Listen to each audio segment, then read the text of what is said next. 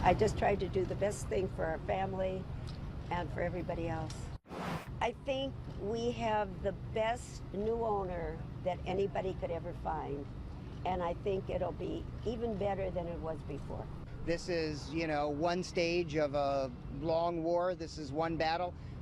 We had hoped for a different result, but this is not the end. They are celebrating around the NBA that Donald Sterling is no longer going to own the Los Angeles Clippers. The judges have ruled, the wife is in charge, the Microsoft guy will soon have the reins, and all will be wonderful again. Yes, sure it will be.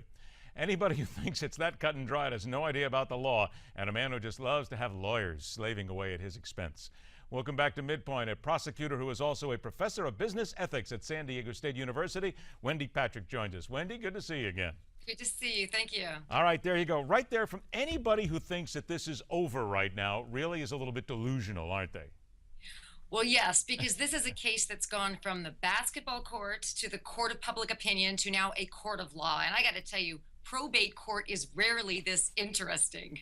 But in this particular case, we actually do have a decision today that while you're right, the sale can go forward of the team, it's probably not the last word, and certainly not if Donald Sterling has anything to say about it, because that's exactly what he expressed during the course of the trial, that this is far from over. And he really has nothing to lose if you look at it to tie up the courts, because he is worth billions. After being what many would call a slumlord in Southern California for many years, he's had a very checkered past, so he has the money to do it, and this guy loves lawsuits, doesn't he?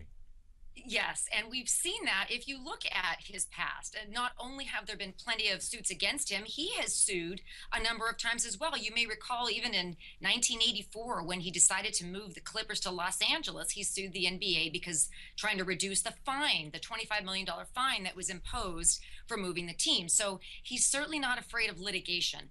And really, like you said, not only does he have nothing to lose, but he too stands to profit from the sale of the team, which was for a record amount of money, I might add. So, it remains to be seen whether or not he decides to continue to pursue this type of litigation. All right, so $2 billion, by the way, is what you're talking about here. And, of course, Steve Ballmer from Microsoft, I think he's probably got that in pocket change in his spare pants there. But give us an idea of the actual legalese here, because if you read some of the stories coming out, it says the fight now centers on 115 words of California's probate code. And there's a lot of discussion here about whether or not he suffers from Alzheimer's, whether it actually is something that you can get somebody on to stop a trust. Can you kind of capsulize this a little bit legally?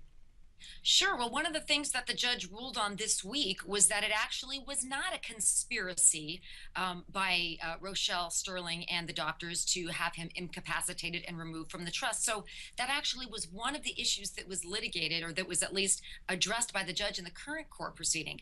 Now, of course, he's going to appeal, but remember that the judge also ruled that the sale to Steve Ballmer can go forward even though there is an appeal pending. And that was one of the other big issues, is we didn't want to see the sale of the team halted while an appeal was pursued. So both avenues can proceed at the same time, if you will, so that the sale can go through and we can have a new owner and get back onto the court and enjoy the game. Aren't we still, though, looking at legally wise, I'm going to speak here, because this will affect not just the NBA, professional sports, but this comes down the line into general life as well. We are still looking at its core, the owner of a franchise, the owner of a private business, who is then technically, and of course I'm, again, not a lawyer, just play one on TV, driven out of his ownership because of something done in his personal life. This still has an awful lot of people really wondering if we've heard the last of this. This sounds like it's rife in court challenges for the next several decades.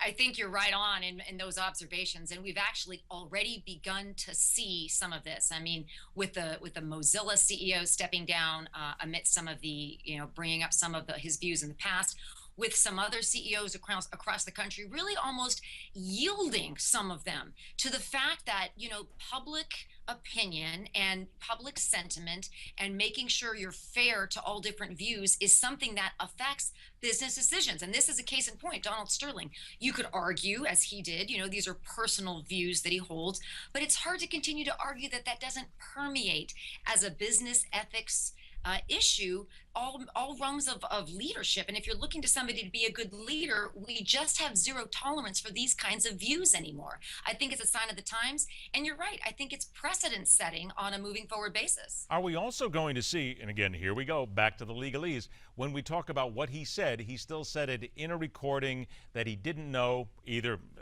There's several different stories here that he didn't know was being recorded by somebody for whatever reason it was, a surreptitious recording here, that in itself is something that I think has to be challenged. So wouldn't he still have some sort of legal recourse here to go from that instance that, hey, what I said was a private conversation, and isn't private supposed to be private? Well, those are sort of two different issues. The one is, Okay. could he have suppressed the statement because it was made surreptitiously, maybe against the law? But I think the larger issue, and the issue that was relevant for this particular case, was regardless of how those views were expressed, the fact that he held those views is something that is just not going to be tolerated. And by the way, along those lines, this wasn't the only instance of Donald Sterling expressing this kind of sentiment. Correct. Apparently, and you hate that we always find this out of the fact, after the fact. We're reviewing the fact that there were lots of other instances where he expressed or acted upon these kinds of views in his past.